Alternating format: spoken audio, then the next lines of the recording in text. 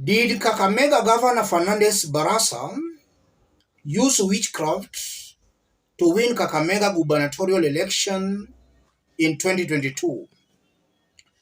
I'm asking that question because there have been so many allegations against Barasa pointing to that. The latest allegation coming from Cleophas Malala, who was Barasa's main challenger in that election. Let's listen to Cleophas Malala, considering the fact that using witchcraft in an election is an election offense in Kenya, and if one is found guilty, he or she loses that seat and is also liable for an imprisonment of up to 10 years. Let's listen to Cleophas Malala. Watu ngapi ndio hiyo information itoke, so huyo gavana kuja ajibike. Let's put all that into perspective. If you are watching us but you have not yet subscribed, subscribe in order not to miss our next video. Are we staring at a possible gubernatorial by-election in Kakamega? And is it true Barasa might have used witchcraft in that election? Let me start by saying this. The use of witchcraft in Kenyan election is something that is not new. Very many of these elected leaders, from some confirmed sources, do use witchcraft. So if at all Barasa used that witchcraft, he's not in any way an isolated case.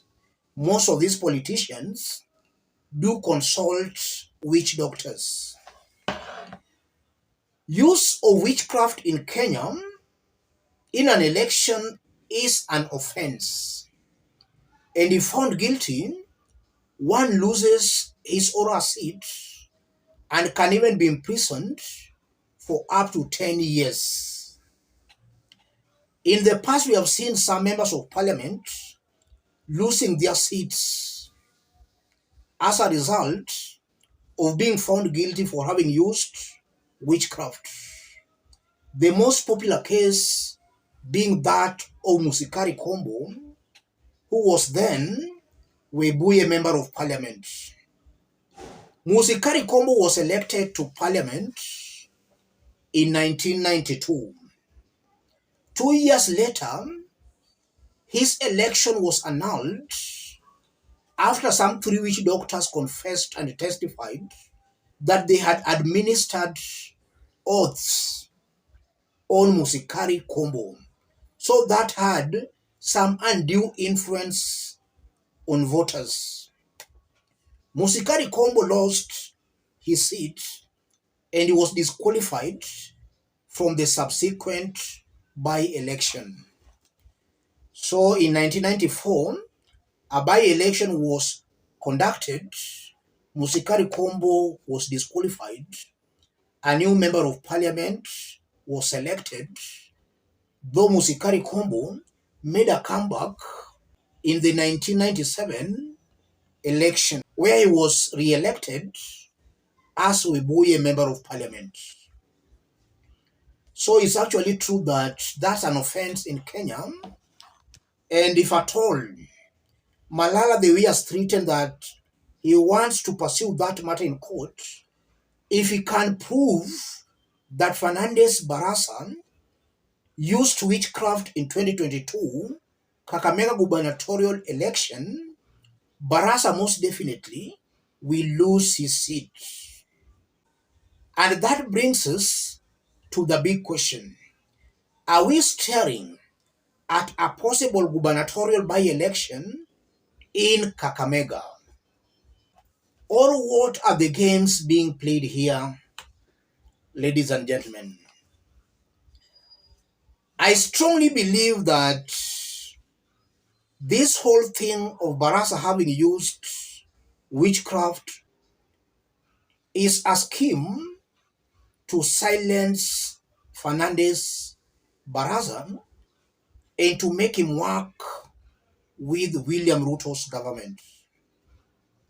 That does not mean that all that is being sponsored by Kenya Kwanza's top leaders, but it might be possible that some Kenya Kwanza leaders might be putting that as a trap to threaten, to intimidate, and to make Fernandez BARASA work with Kenya Kwanza government. Failure to which that case can be used to even make him lose his seat as Kakamega governor. And just as I've explained, we saw that in 1994 when Kombo lost his seat. So this case might be a trap to make Fernandez BARASA work with the government.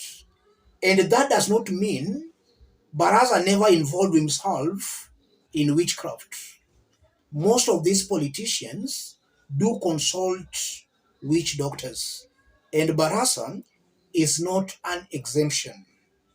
Having said that, I'm seeing that as a case that has got the potential of denting BARASA's image. Some straight-thinking Kenyans in Kakamega can see BARASA as a man or a politician or a person of low morals, and they can isolate BARASA as a result of that. But again, it can also be a big win for BARASA because there is a section of the Kenyan population who, the dirtier you are, the more appealing you are to them.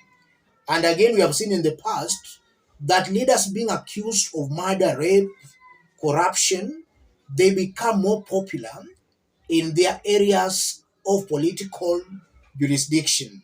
So this case, as much as it can work against BARASA, it can equally make BARASA very strong amongst that population who, the dirtier you are, the more appealing you become. As I conclude, BARASA is clearly heading to Kenya Kwanza government.